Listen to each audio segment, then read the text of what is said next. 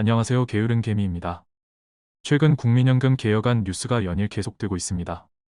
현재 상황으로서는 국민연금은 급속도로 고갈될 것이기 때문에 개혁은 반드시 필요한 상황이라고 보여집니다. 앞으로 근로자가 매월 내는 국민연금 납부 금액은 올라갈 것이고 국민연금 수령 나이는 늦춰질 것입니다. 구체적으로 보험료율이 얼마나 오르고 국민연금을 수령하는 나이를 얼마나 늦출 것인지 앞으로 많은 논의를 거쳐 결론이 나겠지만 어떤 결론이 나더라도 한 가지 확실한 사실이 있습니다. 그것은 바로 앞으로는 국민연금만 믿고 우리의 노후를 맡길 수는 없다는 것입니다. 현재 우리나라의 출산율은 0.7명대 이하로 떨어질 위기에 처해 있습니다. 코로나는 끝났지만 저는 앞으로도 출산율이 쉽게 회복되지 않을 것이라 생각합니다. 출산율을 올리기 위해서는 우선 혼인율이 높아야 하는데 현재 청년들의 삶이 결혼을 생각할 만큼 여유가 있지 않기 때문입니다. 출산율이 이 상태에서 오르지 않으면 연금기금은 더욱 가파른 속도로 고갈될 수밖에 없습니다. 이런 상황에서 출산율을 올리는 것도 한계가 있고 연금개혁을 하지 않고는 연금기금의 고갈을 늦추는 방안도 딱히 없어 보입니다. 우리는 이런 상황 속에서 우리가 할 수 있는 일에 집중해야 합니다. 자, 그럼 우리가 할 수 있는 대응은 무엇일까요? 자산이 어느 정도 있는 분들이라면 해외 이민을 생각해 본 적이 있을 수도 있습니다. 하지만 이건 쉽지 않은 이야기입니다. 저도 외국에서 살아본 경험이 있지만 치안이나 행정, 서비스 업종의 서비스의 질 등을 고려할 때 우리나라만큼 살기 편한 곳도 없습니다. 어느 정도 살기 좋은 곳은 물가가 너무 비싼 곳이 많고 물가를 감당할 능력이 되더라도 또 다른 문제들이 많습니다. 특히 돈 많은 아시아인 노인 부부가 외국에서 사는 것은 강도나 사기, 강력범죄의 대상이 되기 쉽습니다. 이것은 선진국도 마찬가지입니다. 유럽도 불법 이민자, 불법 체류자들이 많기 때문에 돈 많은 노인은 그 자체로 길거리를 돌아다니는 것 자체가 위험할 수 있습니다. 그리고 인종차별 문제도 간과할 수 없는 부분입니다. 음식과 기후, 언어의 벽도 간단한 문제가 아닙니다. 의료 서비스의 질과 가격을 고려한다면 더더욱 이민이 꺼려지게 됩니다. 그럼 해외 이민을 제외한다면 그 다음 선택지는 무엇일까요? 수익성 높은 자산에 투자해서 국민연금이 부실하더라도 경제적으로 안정적인 생활을 영위해야 할 것입니다. 그럼 수익성 높은 자산은 무엇일까요? 과거가 미래를 보장하지는 않지만 대체로 과거 데이터를 살펴보면 부동산, 금, 예금, 주식 등 여러 자산군을 비교하였을 때 주식에 투자하는 것이 가장 높은 수익률을 보장할 것입니다. 특히 인구 감소를 앞둔 상황에서 부동산은 위험할 수 있습니다. 우리나라는 다른 나라보다 부동산 자산 비중이 높은 점도 현재 부동산 가격이 거품이라는 증거로 볼 수 있습니다. 한국거래소 자료를 보면 주식의 수익률은 꾸준히 다른 자산을 앞서왔습니다. 30년간 주식이 30배 가까이 상승한 반면 부동산은 5배 정도가 상승했습니다. 물론 특정 아파트나 특정 땅과 같이 일부 부동산은 주식보다 훨씬 높은 수익률을 올렸을 수도 있습니다. 하지만 반대로 주식 수익률이 가장 높았던 종목을 비교하면 부동산은 비교도 되지 않을 정도로 높은 수익률을 기록했을 것입니다. 10년도 안 되는 기간 동안 주가가 수천 배 오른 종목도 있을 테니까요. 평균적으로는 주식 중에서도 고배당주나 배당 성장주의 수익률이 훨씬 높다는 것은 일반적으로 잘 알려진 사실입니다. 미국의 주식시장의 성과를 비교해도 마찬가지입니다. S&P 500보다는 배당 성장주나 고배당주의 성적이 앞섭니다. 물론 이는 배당금을 재투자했다고 가정한 비교입니다. 우리는 그렇기 때문에 고배당주나 배당 성장주에 투자를 해야 합니다. 하지만 여기도 문제가 하나 있습니다. 배당금이 늘어날수록 세금도 같이 늘어난다는 것입니다. 현재는 연간 배당금이 2천만 원 이하인 경우에는 15.4%의 배당소득세를 원천 징수하지만 앞으로는 이 기준도 계속 낮아질 가능성이 높습니다. 연간 배당금이 2천만 원이 넘는다면 종합과세로 넘어가 다른 소득에 따라 40%가 넘는 세금을 내야 할 경우도 있습니다. 건강보험 직장가입자라면 연간 배당소득이 2천만 원이 넘으면 매월 건강보험료도 추가로 납부해야 하며 건강보험료 지역가입자라면 배당소득이 1천만 원만 넘으면 매월 납부해야 하는 건강보험료가 올라가게 됩니다. 게다가 2025년부터는 금융투자소득세라는 이름으로 주식 매매 차익에 대해서도 세금을 부과할 예정입니다. 처음에는 연간 5천만 원 이상의 매매 차익에 대해 세금을 부과하겠지만 이 기준도 점점 낮춰갈 가능성이 매우 크다고 할 수 있습니다. 그래서 우리는 중개형 ISA와 연금저축펀드 계좌를 적극 활용해야 합니다. 중개형 ISA 계좌와 연금저축펀드 계좌를 통해 고배당주나 배당 성장주에 투자해서 수익률을 극대화해야 합니다. 중개형 ISA와 연금저축펀드 계좌에서는 배당금을 받더라도 세금을 내지 않고 배당 재투자로 복리 효과를 극대화할 수 있기 때문입니다. 그리고 이에 대한 세금은 연금으로 수령할 때 3.3%에서 5.5%만 납부하면 됩니다. 물론 개인연금에 대한 세금이 올라갈 가능성도 있습니다. 하지만 현재 정부는 노인 빈곤율이 더 걱정입니다. 우리나라는 노인 빈곤율이 다른 나라들에 비해 압도적 1등이라는 오명을 가지고 있습니다. 빈곤율에 이어 노인 자살률도 OECD 1등입니다. 정말 안타까운 현실이 아닐 수 없습니다.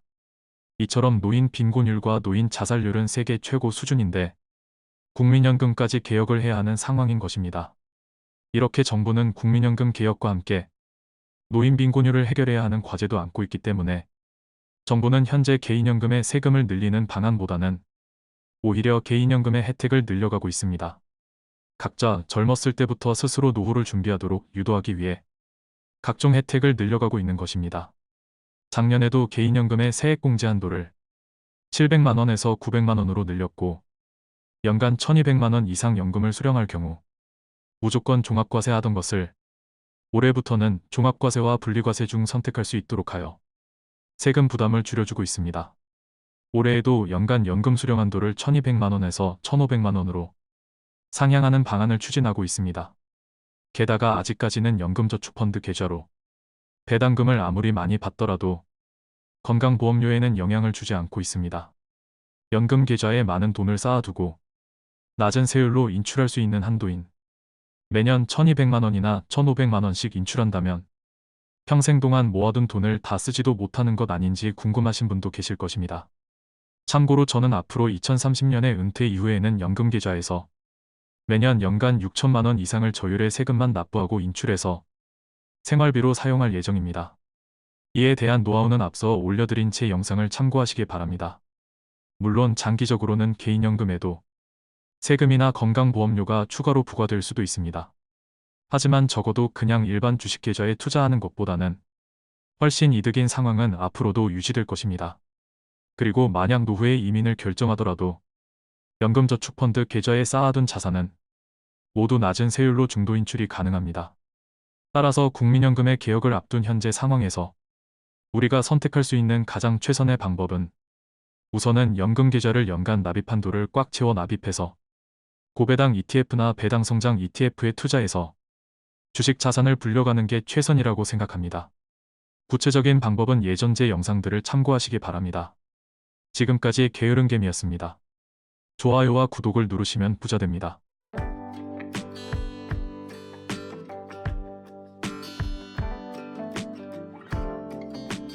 안녕하세요. 게으른개미입니다. 국내에 상장된 한국판 SCHD라고 불리는 ETF에는 총 3가지가 있습니다. 세 상품 모두 미국 배당 다우존스라는 이름을 가지고 있는데요. 솔 미국 배당 다우존스, 에이스 미국 배당 다우존스, 타이거 미국 배당 다우존스, 이렇게 세 상품이 그것입니다. 이 세 상품은 배당이 성장하는 미국 주식을 기반으로 하면서 국내에 상장되어 있어 연금저축펀드 계좌로 매수를 할 수 있다는 장점 때문에 최근 큰 인기를 끌고 있습니다. 이런 ETF 상품을 매수할 때에는 비용을 잘 체크해 봐야 합니다. ETF의 비용은 크게 3가지로 이루어져 있습니다. 총보수, 기타 비용, 매매 중개 수수료가 그것입니다. 보통은 ETF의 비용을 언급할 때 총보수만 언급하는 경우가 많기 때문에 총보수가 낮은 상품이 비용을 가장 아낄 수 있다고 생각하지만 실제로 들어가는 비용은 이 3가지 비용을 모두 합산해서 비교해야 합니다. 저는 금융투자협회 사이트에서 매월 공시되는 새 상품의 총 비용을 추적해오고 있는데요. 8월 말 기준 ETF 비용이 오늘 업데이트되었습니다. 그럼 미국 배당 다우존스 새 상품의 8월 말 기준 비용을 공개합니다. 솔 미국 배당 다우존스의 총 비용이 0.3036%로 발표되었고 에이스 미국 배당 다우존스의 총 비용이 0.2472%로 나타났으며 타이거 미국 배당 다우존스의 총 비용은 0.0782%로 나타났습니다. 세 상품 모두 이제 총 보수는 0.01%가 되었습니다. 에이스 미국 배당 다우존스가 발표와는 다르게 0.011%로 나타나고는 있지만 큰 차이는 아니기 때문에 그냥 세 상품 모두 0.01%가 되었다고 해도 될 듯 싶습니다. 소울 미국 배당 다우존스는 여전히 새 상품 중에서 가장 높은 비용을 나타내고 있습니다. 그리고 타이거 미국 배당 다우존스는 3개월 연속으로 두 상품과 비교하여 놀라운 정도로 낮은 수치를 보여주고 있습니다. 저는 지난달까지만 하더라도 일단 보유 중인 두 종목은 그대로 보유하고 새로 매수하는 경우에는 타이거 미국 배당 다우존스를 매수할 생각이었는데 이제는 솔 미국 배당 다우존스와 에이스 미국 배당 다우존스를 모두 매도하고 타이거 미국 배당 다우존스로 모두 갈아타기로 결심하였습니다. 이는 교체 매매를 위해 들어가는 비용보다 교체 매매를 통한 비용 절감이 더 이득이라는 판단이 섰기 때문입니다. ETF를 교체 매매하면서 추가로 들어가는 비용은 얼마나 들까요? 제가 사용하는 미래에셋증권의 경우 온라인으로 계좌를 개설한 경우에는 매수와 매도 시 각각 0.014%의 매매 수수료가 발생합니다. 하지만 ETF의 경우에는 주식과 다르게 매도를 하더라도 증권거래세는 없습니다. 따라서 솔 미국 배당 다우존스와 에이스 미국 배당 다우존스를 모두 매도하고 타이거 미국 배당 다우존스로 교체할 경우 들어가는 총 비용은 0.028%라고 생각하면 됩니다. 현재 솔 미국 배당 다우존스의 비용은 0.3%에 육박하고 타이거 미국 배당 다우존스의 비용은 0.08%이기 때문에 둘의 차이는 0.22%의 차이가 납니다. 이 차이는 연간 비용이기 때문에 월간으로 환산하면 매월 0.018%의 비용 차이가 발생하게 됩니다. 즉, 결론적으로 말하자면 솔과 타이거의 이 비용 차이가 계속 유지된다면 한 달 반 정도면 교체 매매로 들어가는 비용보다 ETF의 비용 차이가 더 크게 되는 셈입니다. 에이스 미국 배당 다우존스의 경우 총 비용이 약간 저렴하기 때문에 두 달이 약간 넘는 정도의 기간이면 역전이 될 듯 합니다. 이런 이유로 저는 에이스와 솔 미국 배당 다우존스를 모두 매도하고 타이거 미국 배당 다우존스로 옮겨가려 합니다. 그래프로 살펴보면 새 상품의 비용 차이를 더욱 체감할 수 있습니다. 경쟁이 심화되면서 솔 미국 배당 다우존스와 에이스 미국 배당 다우존스도 비용이 점점 낮아지고 있다는 점은 고무적입니다. 배당률도 고려해야 하는 것 아닌가 하는 의견도 있지만 저는 배당률은 고려하지 않으려고 합니다. 왜냐하면 배당률이 높으면 그만큼 현금의 유출이 일어났을 것이고 배당률이 낮으면 배당금 유출이 적은 만큼 비용으로 소진되지 않은 이상 결국 ETF의 자산으로 유보되어 있을 것이기 때문입니다. 결국 비용을 잘 통제한다면 배당률은 크게 문제가 되지 않는다고 생각합니다. 다음은 현재 새 상품의 시가총액입니다. 아직 타이거 상품이 2,955억 원으로 시가총액이 가장 크고 솔 미국 배당 다우존스 상품이 2,836억으로 두 번째 규모를 나타내고 있으며 에이스 상품이 1,463억 원으로 가장 작은 시총을 나타내고 있습니다. 시가총액이 클수록 환급성이 좋고 고정 비용에 대한 부담이 덜할 것입니다. 시가총액 면에서도 지금까지는 타이거 상품이 가장 매력적으로 보입니다. 앞으로도 저는 계속해서 새 상품의 비용을 업데이트하여 알려드리도록 하겠습니다. 지금까지 게으른개미였습니다. 좋아요와 구독을 누르시면 부자됩니다.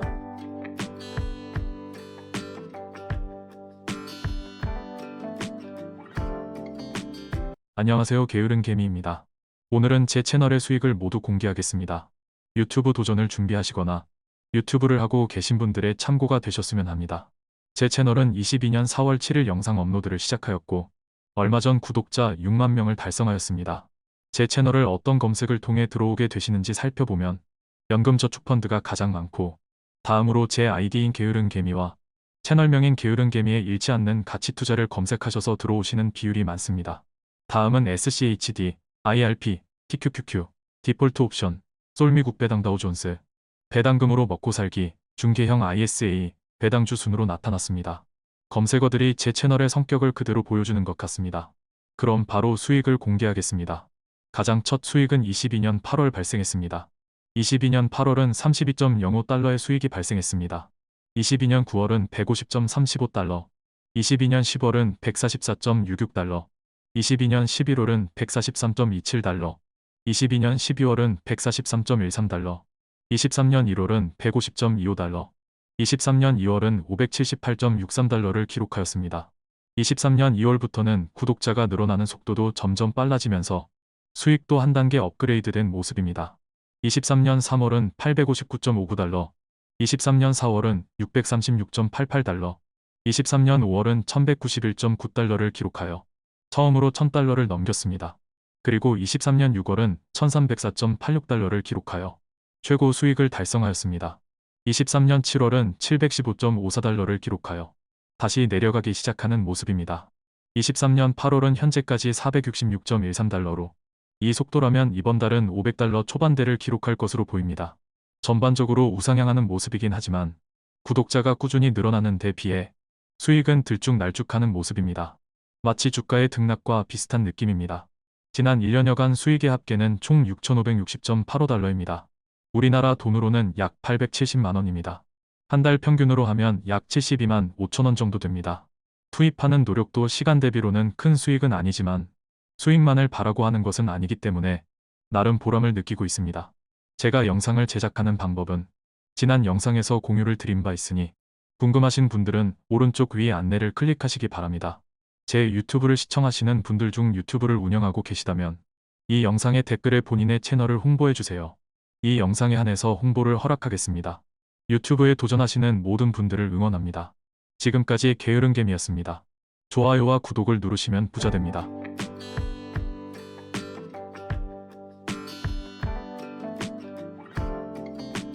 안녕하세요. 게으른개미입니다. 23년 8월 4주차 보고서입니다.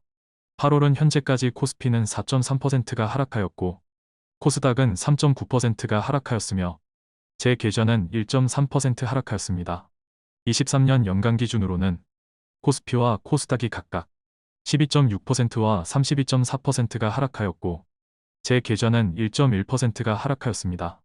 다음은 월별 누적 수익금 현황입니다. 8월은 현재까지 691만 원의 손실을 기록하고 있고 연간 기준으로는 592만 원의 손실을 기록하고 있습니다. 투자 보고서를 작성하기 시작한 2020년 이후 누적으로는 1억 6,486만 원의 수익을 기록하고 있습니다. 다음은 보유 종목 현황입니다. 이번 주에도 거래는 없었습니다. 일주일 동안 주가가 오르락 내리락 많이 한 것 같은데 아무것도 안 하고 그대로 두었더니 결국 결과적으로는 지난주와 거의 비슷한 수준을 유지하고 있습니다. 저렴한 종목을 매수했다고 생각한다면 하루하루 급등과 급락에 신경 쓰기보다는 그냥 묵묵히 지켜보는 게 나은 것 같습니다. 단기 투자는 보기에는 쉬워 보이지만 타이밍을 맞추어 지속적으로 수익을 얻는 것은 매우 어렵습니다. 오히려 매수와 매도를 반복하다가 자산이 녹아버리는 경우를 수도 없이 많이 보아왔습니다. 금호석유는 이제 1,000억 원의 자사주 매입을 거의 완료하였습니다. 약속한 대로 자사주 소각 발표를 기다리고 있습니다. 아세아제지는 150억 원의 자사주 매입 중 절반 정도를 매수하였습니다. 최근에는 하루 매수 수량을 3,000주로 줄여서 매입을 진행하고 있습니다. 기대와는 다르게 아세아제지의 주가는 점점 흘러내리는 모습입니다. 저는 배당주를 매수할 때 본주보다는 우선주를 선호합니다. 금호석유 우선주와 대신증권 우선주, 하나사무비처럼 본주와 우선주가 같이 거래되는 경우라면 우선주의 가격이 낮다면 우선주를 매수하는 편입니다. 우선주의 경우 본주보다 약간 더 많은 배당금을 받을 수 있는데 대부분의 경우 주가까지 저렴하기 때문에 똑같은 금액을 매수했을 때 배당금은 2배 가까이 차이 나는 경우가 많습니다. 금호석유, 하나사무비, BYC 우선주 같은 종목들이 그런 종목들입니다. 이런 종목들은 본주를 샀을 때보다 2배 가까운 배당금을 받을 수 있습니다. 다음은 원금과 평가금 현황입니다. 현재 원금은 3억 4,600만 원 수준이고 평가금은 5억 1,100만 원 수준입니다. 지금까지 게으른개미였습니다. 좋아요와 구독을 누르시면 부자 됩니다.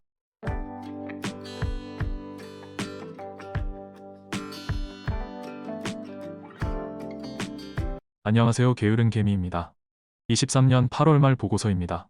8월 한 달간 코스피는 2.9%가 하락하였고 코스닥은 0.8%가 하락하였으며 제 계좌는 0.1% 상승하였습니다. 23년 연간 기준으로는 현재까지 코스피와 코스닥은 각각 14.3%와 36.7%가 상승하였으며 제 계좌는 0.2%가 상승하였습니다. 다음은 월별 누적 수익금 현황입니다. 8월에는 추가 투입 금액은 없었습니다. 8월은 27만 원의 수익을 기록하였고 연간 기준으로는 현재까지 126만 원의 수익을 기록하고 있습니다. 투자 보고서를 작성하기 시작한 2020년 이후로는 1억 7,205만 원의 수익을 기록하고 있습니다. 다음은 보유 종목 현황입니다. 현재 보유 중인 종목을 비중 순으로 보면 금호석유 우선주, 대신증권 우선주, 태광산업, 신영증권, 하나사무비, BYC 우선주, 아리랑 고배당주 ETF, 아세아제지, 미래에셋증권 EUB, 에이스 미국 배당 다우존스, 현대차증권, 쿠콤시스, 소울 미국 배당 다우존스, DB금융투자, LX홀딩스, HD현대, 코덱스 TRF3070, 일신방직, 이베스트투자증권, 에코마케팅, 우리기술투자, 신한지주, 이마트, 세방우, KPX홀딩스, SK우선주 순으로 보유하고 있습니다. 현재 보유 중인 종목 중 가장 수익률이 높은 종목은 HD현대로 16.6%의 수익을 기록하고 있고, 수익률이 가장 낮은 종목은 우리기술투자입니다. 다음은 현재 원금과 평가금 현황입니다. 현재까지 투입된 원금은 3억 4,600만 원 수준이고, 평가금은 5억 1,800만 원 수준입니다. 지금까지 게으른개미였습니다. 좋아요와 구독을 누르시면 부자됩니다.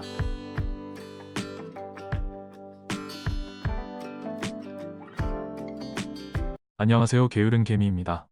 23년 9월 1주차 보고서입니다. 9월은 거래일 기준으로 하루밖에 지나지 않았지만 기록 차원에서 보고서를 남겨봅니다.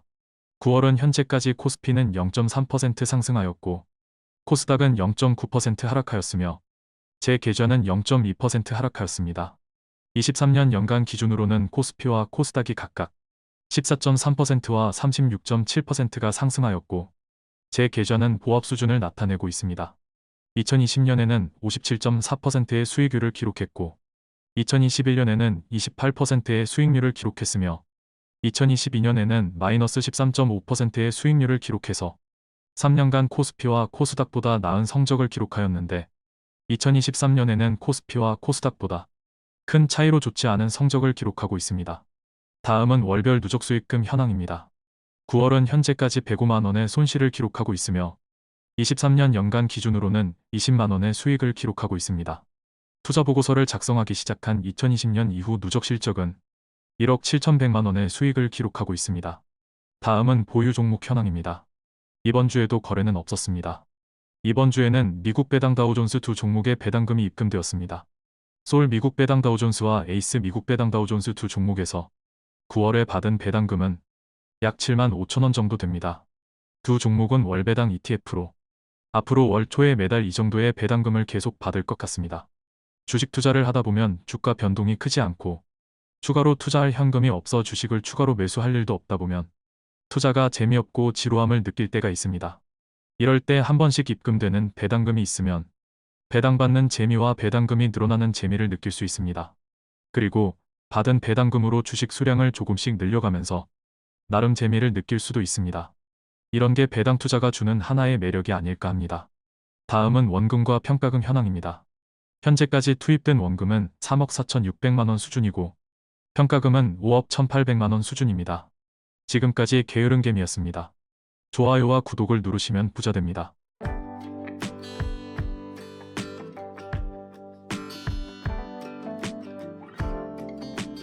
안녕하세요. 게으른개미입니다. 23년 9월 2주차 보고서입니다.